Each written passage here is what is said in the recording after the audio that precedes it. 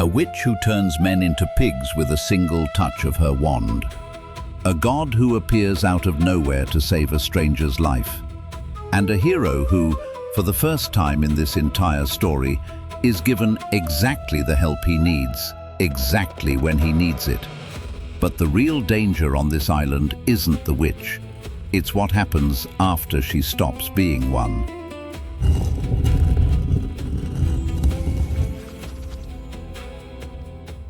Welcome back to Mythic. This is Chapter 5 of the Odyssey, The Witch of Aiaia.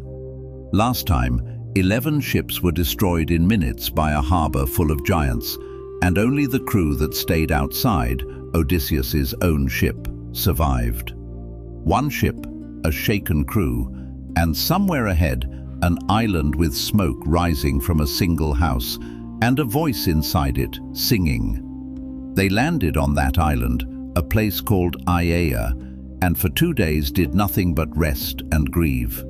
On the third, Odysseus climbed a ridge and spotted smoke rising through dense woodland from a house at the island's center. Someone lived here.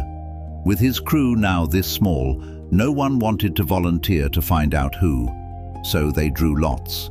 Command of the scouting party fell to a man named Eurylochus, Odysseus's own second-in-command, and, as it happens, his brother-in-law. Eurylochus led 22 men through the forest and found a house built of polished stone, standing alone in a clearing, and around it wolves and mountain lions pacing the grounds. The men froze, certain they were about to die. Instead, the animals rose on their hind legs and nuzzled against them, like dogs greeting their owners. Because, as the men would learn far too late, these weren't animals at all. They were men, drugged, transformed, and tamed by the woman who lived inside. From inside came the sound of beautiful singing and a loom at work. The men called out, and a stunning woman opened the door. Circe, a minor goddess, a witch of extraordinary skill. She invited them in warmly, sat them down, and served them wine and cheese and barley. Only one man stayed outside. Eurylochus, cautious to the point of paranoia, smelled a trap and refused to enter. It was the only decision that would keep him human, because the moment the others finished eating, Circe struck each of them with her wand, and one by one they dropped to the floor as pigs. Snouts, bristles, the whole transformation, while their minds, horribly, stayed completely human inside. Eurylochus ran the entire way back to the ship, so shaken he could barely speak the story out loud. Odysseus didn't hesitate. He grabbed his sword and set out alone through the forest to get his men back, over Eurylochus's frantic objections that they should just sail away and leave the others. Alone on the path, Odysseus was stopped by a young man who introduced himself as a traveler. It was Hermes, messenger of the gods, sent, for reasons Homer never quite explains, simply because he pitied him. Hermes warned him exactly what waited ahead, then pulled up an unusual plant.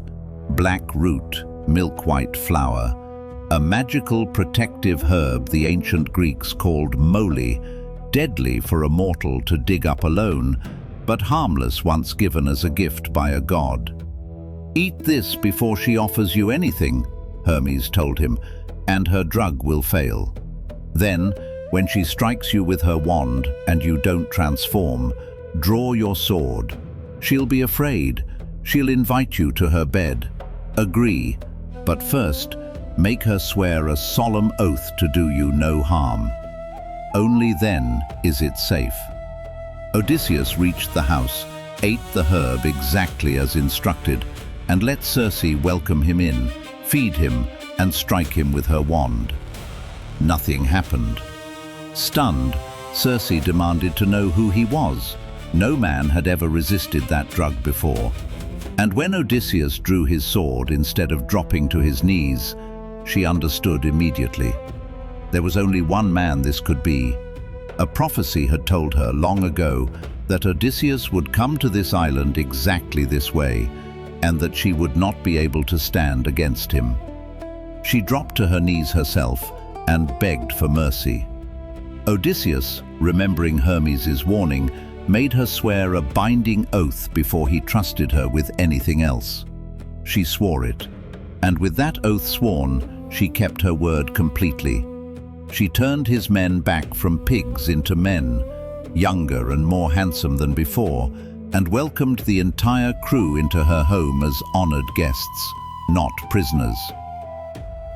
And here is the part most retellings rush past. Odysseus and his men didn't leave the next morning, they stayed.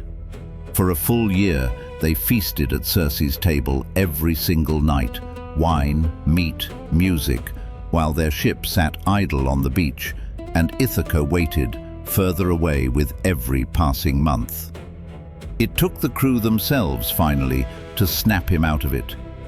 One evening, one of them quietly pulled him aside and asked, "Don't you remember your own home anymore?" That night, Odysseus asked Circe for permission to leave.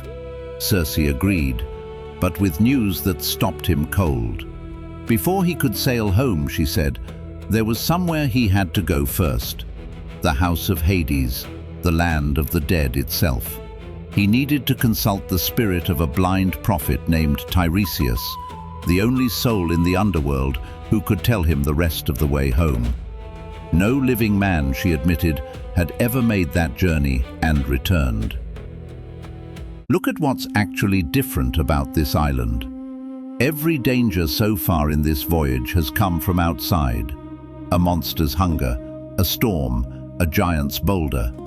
Here, for the first time, the danger is comfort itself. A year of good food and easy pleasure nearly did what no monster could, made Odysseus forget he was trying to get home at all. And notice something else. For the first time in this entire journey, Odysseus doesn't survive through luck or through his own cunning alone. A god steps in and simply tells him what to do. He is no longer improvising his way through disasters. He is being guided. But guidance has a price here too. The road home, it turns out, runs straight through the land of the dead. Next time, Odysseus sails to the one place no living man is supposed to go, to speak with the dead. Subscribe to Mythic, and I'll see you on the water.